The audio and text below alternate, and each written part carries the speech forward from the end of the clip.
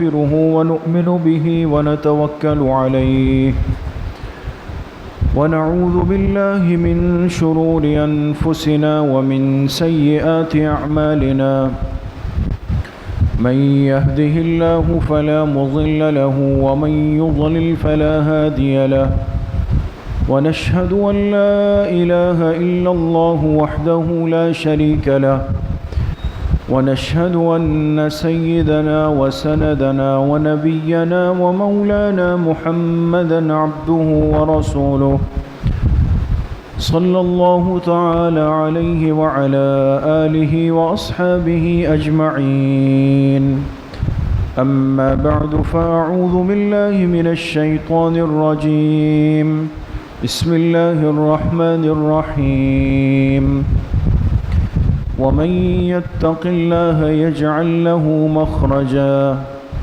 ويرزقه من حيث لا يحتسب وقال رسول الله صلى الله عليه وسلم من لزم الاستغفار جعل الله له من كل ضيق مخرجا ومن كل هم فرجا وجعل له من حيث لا يحتسب صدق الله وصدق رسوله النبي الكريم ونحن على ذلك لمن الشاهدين والشاكرين والحمد لله رب العالمين.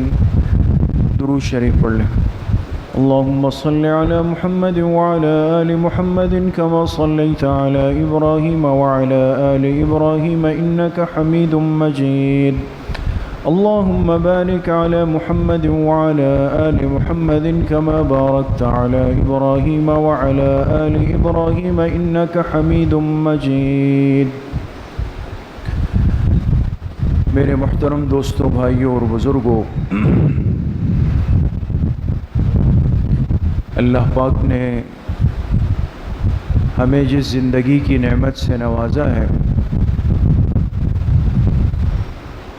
اس زندگی میں ایک مسلمان کو بڑی ضرورت ہوتی ہے کہ اس کے رزق میں، اس کے معاش میں، اس کے روزگار میں، اس کی کمائی میں اور اس کی محنت میں اللہ پاک برکت ڈال دے. چونکہ ہماری زندگی عافیت اور راحت کے ساتھ گزر جائے، اس کے لیے جو تصور اللہ پاک نے اس امت کو دیا ہے وہ برکت کا تصور ہے. اور جو اللہ پاک کی ذات سے، اللہ کی یاد سے غافل ہے اور وہ آخرت پر، اللہ کی طاقت اور قدرت پر یقین نہیں رکھتا، وہ اس برکت کے مفہوم کو، اس کی حقیقت کو بھی نہیں سمجھتا. اس کو جو چیز کم نظر آتی ہے وہ اس کو ناکافی سمجھتا ہے، اور جو چیز اس کو زیادہ نظر آتی ہے وہ اس کو کافی سمجھتا ہے. جبکہ ہمیں جناب رسول اللہ صلی اللہ علیہ وسلم کی برکت سے، آپ کی تعلیمات سے جو رہنمائی ملی ہے وہ یہ ہے کہ جو چیز برکت والی ہو، چاہے وہ مقدار اور تعداد میں کم نظر آئے، یہ تمہارے لیے کافی بھی ہے، بہتر بھی ہے. اور جو چیز مقدار اور تعداد میں بہت زیادہ ہو لیکن برکت سے خالی ہو تو نہ وہ ہمارے کسی کام کی ہے اور نہ اس سے ہماری ضرورت پوری ہو سکتی. عرض کرنے کا مقصد میرے دوستوں بزرگوں یہ ہے کہ آج ایک بہت بڑا مسئلہ جو امت کو درپیش ہوا ہے کہ ہر مسلمان اپنی اپنی سطح پر، اپنے اپنے مقام پر، اپنے اپنے درجے میں وہ رزق اور روزگار کی تنگی کے حوالے سے پریشان ہے، اور ایسا محسوس ہوتا ہے کہ اب شاید اس تنگی اور پریشانی کے ختم ہونے کا کوئی حل نہیں، یا اگر حل ہے تو وہ حل یہ ہوگا کہ موجودہ نظام کو آپ ختم کرے، کوئی نیا فرد آئے، کوئی نئی حکومت آئے، کوئی نیا سسٹم آئے، پھر ہم پر انعام اور اکرام کی بارشیں ہو جائیں گی۔ اس لیے میرے عزیزو دوستو بزرگوں، چند باتوں کو سمجھنا بہت ضروری ہے بحیثیت ایک مسلمان ہونے کے۔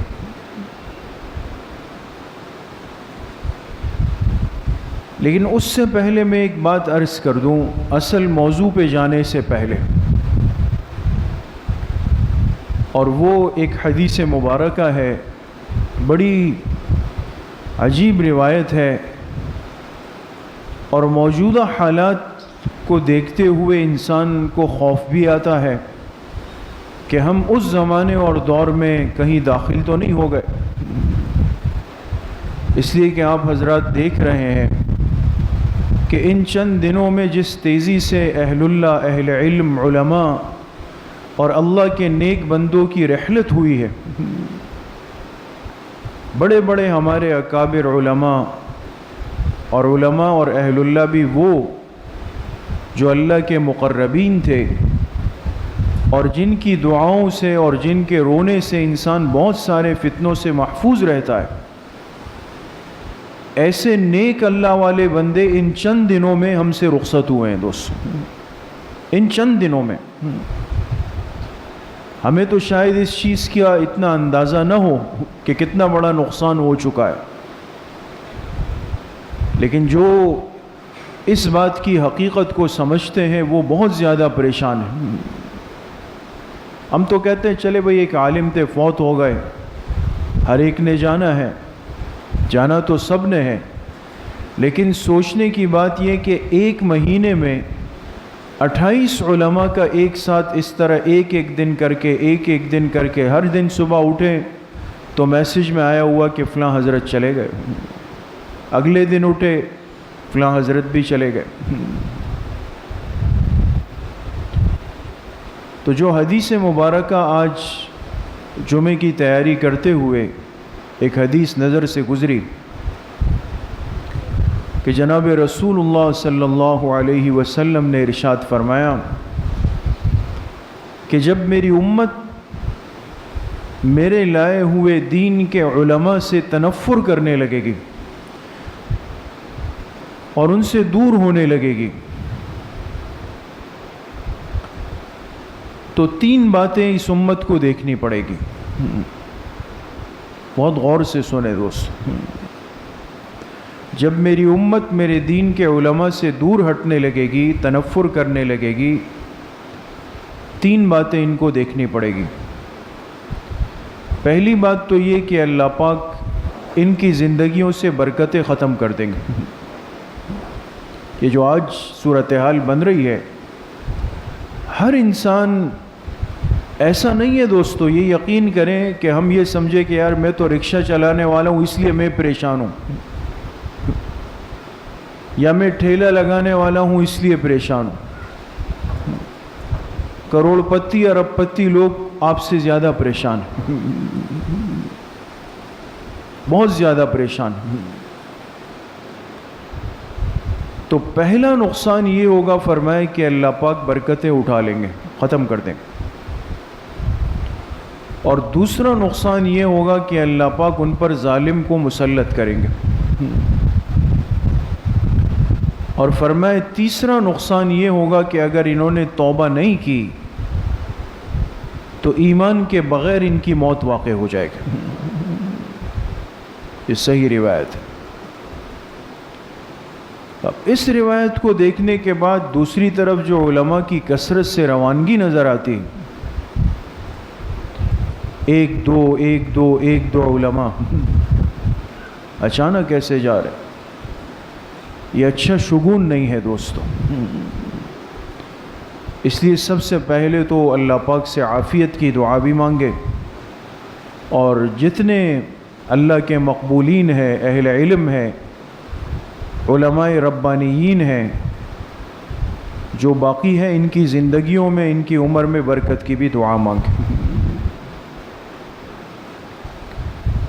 تو آج کا زندہ مسئلہ یہ ہے کہ رزق روزگار کی تنگی کیسے ختم ہوگی۔ میرے دوستو بزرگوں، چند چیزیں ایسی ہیں جس کا تعلق اللہ نے بالکل واضح طور پہ صاف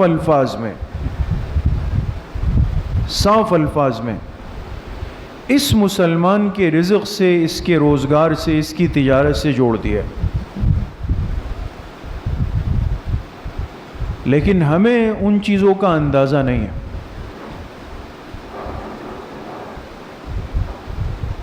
اب وہ چیزیں کون سی ہیں؟ بعض اسباب ایسے ہیں جس سے ایک مسلمان پر رزق کے دروازے کھل جاتے ہیں۔ لَفَتَحْنَا عَلَيْهِمْ بَرَكَاتٍ مِّنَ السَّمَاءِ وَالْأَرْضِ، اللہ فرما رہے بعض چیزیں ایسی ہیں کہ ہم ان پر آسمان اور زمین کی برکتوں کے دروازے کھول دیتے ہیں،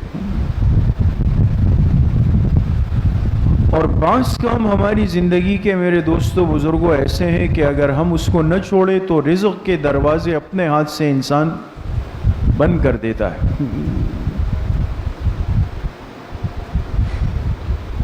تو آج اس کو سمجھیں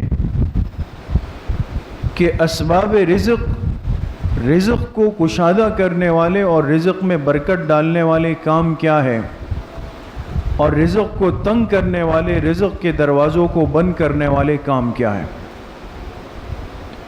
اپنی کمزوری کو دیکھنا بہت ضروری ہے دوست۔ اس لیے آج کی صورتحال میں بھی جو ان اسباب پہ چل رہا ہے اس نے کبھی گلے شکوے نہیں کیے دوست، اور جو ان اسباب سے دور ہوا ہے وہ ہر حال میں اللہ سے گلے شکوے کر رہا ہے۔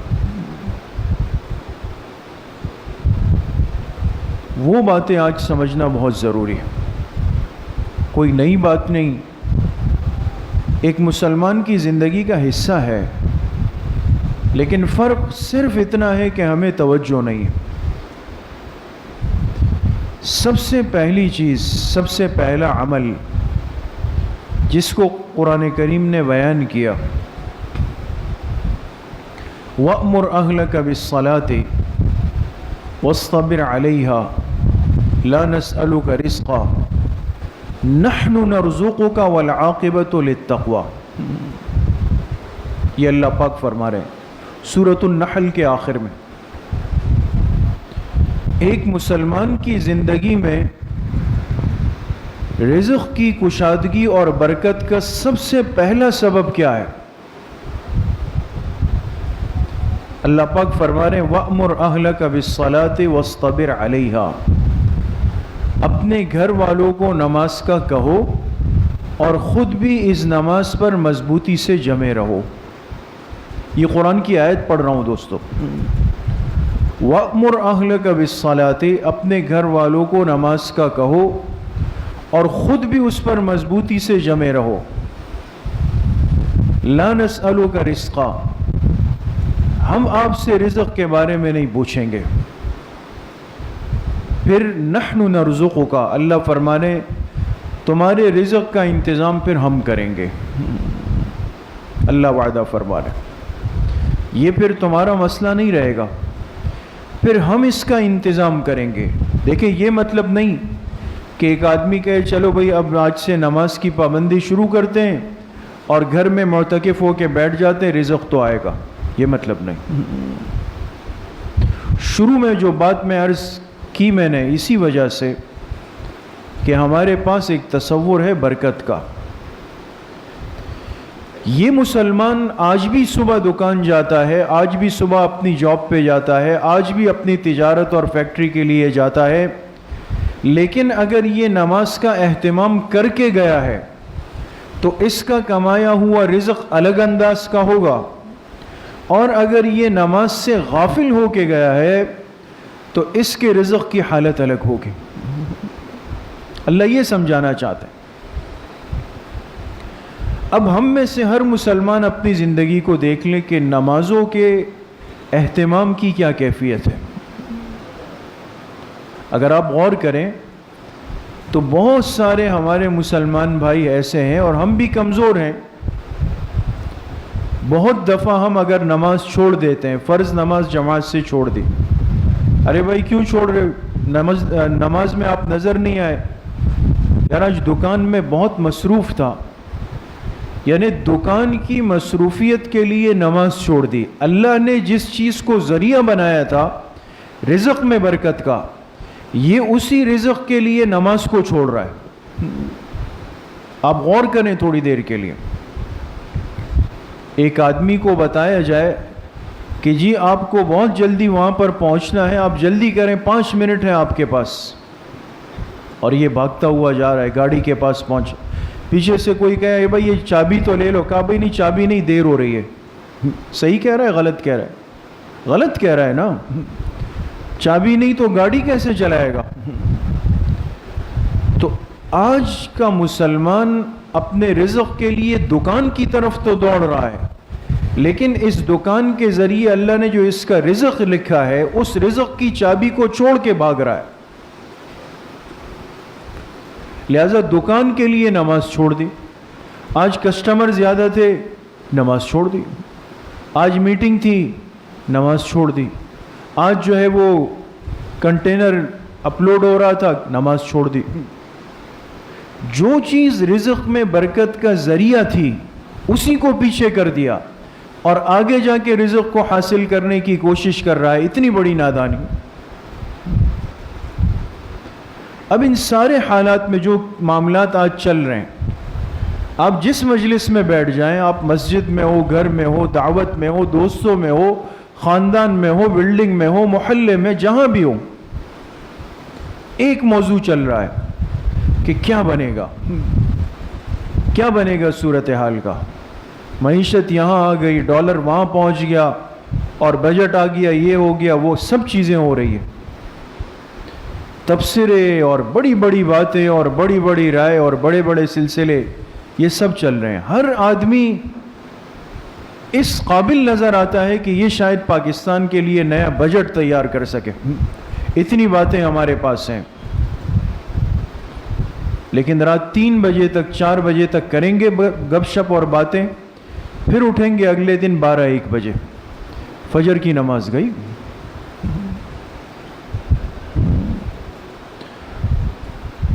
تو حضور علیہ الصلوۃ والسلام کا اتنا بڑا اشارہ جو آپ نے فرمایا اللہ نے میری امت کی برکت اس کے صبح کے وقت میں رکھی ہے، وہ تو چلی گئی، وہ تو ختم ہو گئی۔ وہ کسی نے ایک بات مشہور ہے نا، ایک لطیفہ سا ہے کہ ایک شہر میں کاروباری نظام بالکل ٹھپ ہونے لگا، مارکیٹیں رک گئی، کام رک گیا، سب پریشان ہو گئے کہ جی یہ کیا ہو رہا ہے۔ بڑے عرصے بعد بالآخر انہوں نے کہا بھائی چلو، یونین نے میٹنگ بلائی، سب بیٹھ گئے اور کہا کہ بھائی کیا کریں یار، یہ تو سمجھ نہیں آ رہا، مال وہی ہے، قیمت وہی ہے، ساری چیزیں وہی ہے، لیکن کام نہیں چل رہا، سیل نہیں ہو رہی، کچھ بھی نہیں ہو رہی۔ کسی نے کیا کہا کیا کہا کیا کہا، لیکن ظاہر سی بات ہے کہ جب تک انسان اپنا قصور نہیں دیکھتا اس کے پاس مسئلے کا حل ہوتا ہی نہیں، باتیں ہوتی ہے بس۔ تو اب یہ تاجر میٹنگ کر رہے تھے، تو جیسے ہوتا ہے نا، بیچ میں ایک خان صاحب چائے لے آئے جو ہوٹل والے تھے، وہ چائے لے آئے۔ وہ تو بیچارہ چائے لانے والا، ایک اس کو کیا واقفیت ہے علم سے اور معلومات سے اور لمبی چوڑی باتوں سے۔ اس نے جب چائے رکھی تو دیکھا کہ یہ تاجر صاحبان بات کر رہے ہیں کہ مارکیٹ چل نہیں رہی ہے اور ترقی نہیں ہو رہی ہے، رزق روزگار نہیں ہے، دکان چل نہیں رہی ہے۔ یہ تھوڑی دیر کے لیے کھڑا ہوا، پھر ان سے کہا اگر آپ لوگ برا نہ سمجھے تو میں ایک بات کہوں۔ چائے والے نے کہا کہیں خان صاحب آپ بھی کہیں۔ خان صاحب نے کہا مجھے باقی تو سمجھ نہیں ہے کہ آپ لوگ کیا کرتے ہیں، کیسے خریدتے ہیں، کیا بیچتے ہیں، لیکن ایک بات ہے کہ آپ لوگ روزانہ اپنی دکان کھولتے ہیں 12 بجے کے بعد۔ جیسے ہمارا کراچی کا ابھی تک مزاج تھا نا، سب کے دماغ ٹھنڈے ہو گئے، بعد میں سب خدا کے لیے ہمیں صبح کھولنے دیں، لیکن کھولنے دیں۔ تو خان صاحب نے کہا آپ لوگ کھولتے ہیں 12 بجے کے بعد، اور یہ وقت ہوتا ہے زوال کا، تو جس کام کی ابتدا ہی زوال سے ہو اس میں برکت کیسے آئے گی؟ اللہ پاک جس سے جو بات بلوا دے نا، کہ یہ تو نہیں ہو سکتا آپ کام کا آغاز کرو زوال کے، اور زوال کے معنی گرنے کے نیچے، تو کہا آپ لوگ دکان کھولو زوال کے وقت، اور مشورہ ہو رہا ہے برکت کا، تو یہ تو جوڑ ہی نہیں ہو سکتا دونوں باتوں۔ تو کمزوریاں کچھ ہماری بھی ہے دوستو، لیکن ہمارا ایک روحانی مرض آج بہت جڑ پکڑ چکا ہے کہ ہم اپنی غلطی اور کوتاہی کو نہیں دیکھنا چاہتے۔ اس لیے زیادہ بولنے کی جو عادت آج بنی ہے، اس کی وجہ یہ ہے کہ میں پردے میں آ جاؤں، میں پیچھے آ جاؤں، میرا جرم سامنے نہ آئے، لہذا کبھی قصور حکومت پہ، کبھی قصور بجٹ پہ، کبھی قصور فلاں وزیر پہ، کبھی قصور پرانوں پہ، کبھی قصور نئے پر، کبھی حالات پہ، اور کبھی کرونا پہ، اور کبھی فلاں پہ، یہ سلسلہ چلتا رہے گا۔ سب چیزوں سے پہلے آ کر جس پیغمبر کا کلمہ پڑا ہے اور مسلمان کہلاتے ہیں، آئیں اسی قرآن کریم میں اللہ پاک کیا فرما رہے ہیں۔ جو اللہ پاک کا ارشاد ہے اس میں کوئی شک ہو سکتا ہے دوستو؟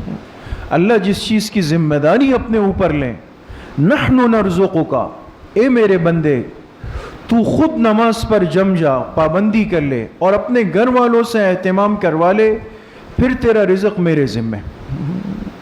یہ تو اللہ فرما رہے ہیں۔ اس لیے میرے محترم دوستوں، بھائیوں اور بزرگوں، یہ بنیاد ہے۔ اس لیے ایک مسلمان کے دن کا آغاز فجر کی نماز سے کیا گیا۔ اللہ چاہتے یہ نماز بھی بعد میں ہوتی، لیکن نیند کا اختتام اور فجر کی نماز کو جوڑ دیا، اس کو احساس دلایا یہ وقت غفلت کا نہیں، اس کو غفلت کے اندر مت گزارو کہ ساری رات لگے رہے اور فجر کا وقت جو ہے وہ تمہاری نیند آرام میں گزر گیا۔ اب اس کے بعد پھر ہم 12 بجے اٹھے اور پھر جا کے دکان کو جھاڑا اور اس کو کھولا، اب برکت کی تلاش میں۔ ایسا بہت مشکل ہے دوستوں۔ اس لیے پہلی بیماری اور پہلا مرض آج جو ہمارے اندر پیدا ہوا ہے وہ فرض نماز کے اہتمام کی کمزوری کا ہے۔ اس کمزوری کو آج ختم کرنا بہت ضروری ہے۔ سب کچھ دیکھنے کے باوجود، سب حالات ہم نے دیکھے، 3 مہینے جو پریشانی کے گزرے، سب کچھ ہوا، لیکن سمجھ نہیں آئی۔ جس جگہ کھڑے تھے اسی جگہ پہ آج بھی کھڑے ہوئے، اعمال میں، اپنے معمولات میں، اپنی ترتیب میں فرق لانے کے لیے کوئی تیار نہیں۔ بس ہر انسان یہ چاہتا ہے کہ اب یہ چیز ختم ہوگی تو پھر ہماری جو ہے رفتار اوپر کی طرف چلے گی۔ ایسا نہیں ہوگا۔ اللہ کا نظام حرکت میں آ چکا ہے، یاد رکھیں۔ پکڑ کی ابتدا تو ہو چکی ہے، لہذا اب بھی اگر توبہ نہیں ہوئی، اب بھی اس غفلت کو دور نہیں کیا، تو یاد رکھیں جتنا سر مار لے، جہاں تک بھاگ جائیں ہم لوگ، جتنا دوڑ لگا لیں، کچھ بھی کر لیں، لیکن رزق و روزگار کی تنگی کو اللہ پاک ختم نہیں فرمائیں گے جب تک یہ مسلمان اپنی اس نماز کے اہتمام کی کمزوری کو آج ختم نہیں کر لیتا ہوں۔ یہ طے شدہ بات ہے۔ ہم اپنی مسجدوں کی حالتوں کو دیکھ لیں کہ فجر کی نماز میں کتنے لوگ جماعت سے نماز پڑھنے کے لیے آتے ہیں۔ ہر ساتھی دیکھ لیں اپنی اپنی مسجد میں، آپ مشاہدہ کر لیں کہ کتنی صفیں بنتی ہیں اور کتنے لوگ آتے ہیں اور جماعت میں شریک ہوتے ہیں۔ وہی مخصوص حضرات، بزرگ حضرات جو پرانے نمازی ہے، وہی آ کے نماز پڑھ رہے ہیں، وہی جا رہے ہیں، اس میں فرق نہیں آ رہا۔ اس لیے میرے محترم دوستوں، بھائیوں اور بزرگوں، بجائے اس کے کہ ہم ادھر ادھر کی ٹامکٹوئیوں میں پڑے رہیں اور تبصروں کے اندر لگے رہیں اور اس کے لیے طویل و عریض ابحاث کریں اور انتظار کریں کہ شاید اب یہ ہونے والا ہے، شاید اب یہ ہونے والا ہے، شاید اب یہ ہونے والا ہے، اور اب یہ ہو جائے گا نا تو بس پھر تو دودھ شہد کی نہریں بہہ جائیں گی۔ ہماری زندگی 5 وقت کی نماز باجماعت نماز مسجد پر ہو، جب تک اس چیز کا اہتمام نہیں ہوتا، یہ رزق کی برکت کا وہ پہلا سٹیپ اور پہلا دروازہ ہے، اس کے بغیر نہیں ہو سکتا۔ کافر اور نافرمان سے تو بحث نہیں، اس کو تو اللہ نے دنیا دینی ہے، آخرت تو اس کی ہے نہیں۔ ایک انسان کہے کہ بھئی اگر نماز اتنی ضروری تھی تو مغربی دنیا کیوں اتنا آگے جا رہی ہے، یا فلاں آدمی نے تو کبھی کوئی نیکی نہیں کی، وہ کیوں اتنا آگے جا رہا ہے۔ یعنی آج انسان نیکی میں موازنہ کر رہا ہے اپنے آپ کا اللہ کے نافرمان سے، اتنا ہم لوگ نیچے آ گئے کہ بھی اس پر پھر کیوں کھلی ہوئی ہے۔ اس پر تو دنیا اس لیے کھلی ہوئی ہے کہ اس کی آخرت نہیں ہے، اس کو تو اللہ دنیا میں دے کے ختم کر دیں گے تاکہ آخرت میں کوئی گلہ نہیں کرے۔ لیکن ہمارا معاملہ تو الحمدللہ، ہم تو اللہ کی ذات سے امید غالب، ظن غالب، یقین غالب لگا کر بیٹھے ہوئے ہیں کہ اللہ نے ہمارے لیے آخرت میں انشاءاللہ انعام و اکرام رکھے ہوئے۔ یہ دنیا تو تکلیفوں اور خوشیوں کا مجموعہ ہے، اس طرح چلتی رہے گی۔ اس لیے میرے محترم دوستوں، بھائیوں اور بزرگوں، آج کی اس تکلیف دہ صورتحال کا، جو رزق روزگار کی تنگی سامنے آ رہی ہے اور ہر طبقہ اس کے اندر پریشان ہے، یقین کریں اس میں کسی فرد کا ہاتھ نہیں ہے کہ ہم کہیں ہمارے حکمران نالائق ہے اس لیے ایسا ہو رہا ہے، یا ہمارے فلاں وزیر ایسے ہیں اس لیے ہو رہا ہے۔ وہ کچھ بھی کر لے، لیکن اگر میں بغیر چابی کے گاڑی میں بیٹھوں گا، میری گاڑی نہیں چل سکتی۔ اللہ سے صبح لیے بغیر، اللہ سے صبح مانگے بغیر ہم اگر اس ترتیب پہ جائیں گے تو یاد رکھیں کہ کبھی بھی برکت نہیں آ سکتی۔ حکیم الامت حضرت تھانوی رحمۃ اللہ علیہ سے بس آخری بات عرض کر رہا ہوں، ایک شخص نے خط لکھا، بڑی اہم بات ہے، اور کہا حضرت مجھے بڑا خوف رہتا ہے اپنی موت کا، کوئی ایسا عمل دے دے کہ خاتمہ بالایمان ہو جائے، ایمان پر خاتمہ ہو جائے۔ تو بڑے لوگ ہوتے ہیں، حضرت تھانوی رحمۃ اللہ علیہ نے فرمایا آپ نے ایک چیز کا لکھا ہے، میں آپ کو اب ایک ایسا عمل بتاتا ہوں کہ آپ اس کو کر لیں تو آپ کو 3 چیزیں ملیں گی۔ پھر حضرت تھانوی رحمۃ اللہ علیہ نے خط کا جواب لکھا اور اس کا حوالہ لکھا۔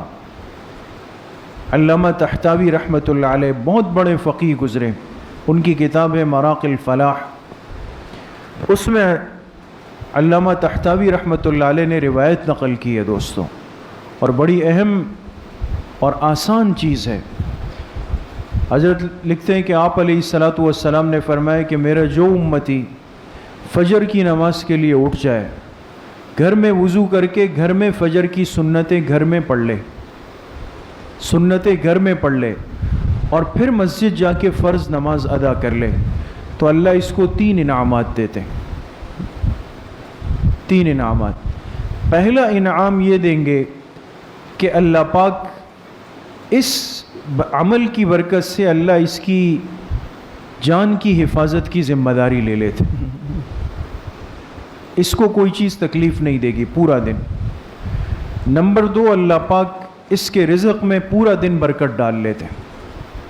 اور نمبر 3، اللہ پاک اس آدمی کا اگر اس دن موت آئی تو خاتمہ بالایمان فرماتے ہیں۔ اتنا چھوٹا سا عمل اور 3 اتنے بڑے بڑے انعامات۔ اس لیے میرے محترم دوستوں، بزرگوں، مشکل نہیں ہے، تھوڑا سا ہمت پیدا کرنے کی ضرورت ہے۔ آج سے عزم کریں، نیت کریں، پکا ارادہ کریں اللہ پاک سے کہ فجر سمیت 5 نمازیں باجماعت پڑھیں گے اور مسجد میں پڑھیں گے انشاءاللہ۔ تمام ساتھی اہتمام کریں گے انشاءاللہ۔ اللہ مجھے بھی آپ سب کو صحیح عمل کی توفیق نصیب فرمائے۔ الحمدللہ رب العالمین والصلاة والسلام علی سید الانبیاء والمرسلین سیدنا و مولانا محمد وآلہ واصحابہ اجمعین۔ یا اللہ یا ارحم الراحمین، ہمارے صغیرہ کبیرہ ظاہراً باطناً ہر طرح کے گناہوں کو معاف فرما دے۔ یا اللہ پوری امت کے گناہوں کو معاف فرما دے، اپنی رضا والی زندگی نصیب فرما دے۔ نفس اور شیطان کے وساوس سے ہماری حفاظت فرما دے، حضور علیہ الصلوۃ والسلام کی صحیح اور سچی محبت نصیب فرما دے۔ جتنے پریشان حال ہے، جس قسم کی پریشانیاں ہیں یا اللہ سب کی پریشانیوں کو ختم فرما دے۔ جتنے بیمار گھروں میں ہے، اسپتالوں میں ہے، اس مجلس میں ہے، ہمارے مسجد کے جتنے نمازی حضرات بیمار ہیں، یا اللہ سب کو صحت کاملہ عاجلہ نصیب فرما دے۔ جتنے اموات المؤمنین دنیا سے جا چکے ہیں، یا اللہ سب کی مغفرت فرما دے، ہم سب کا خاتمہ بالایمان و بالخیر نصیب فرما دے۔ ہماری دعاؤں کو اپنے فضل و کرم سے، فضل و رحمت سے اپنی بارگاہ میں قبول اور منظور فرما دے۔ صلی اللہ وسلم علی نبینا محمد وآلہ واصحابہ اجمعین برحمتک۔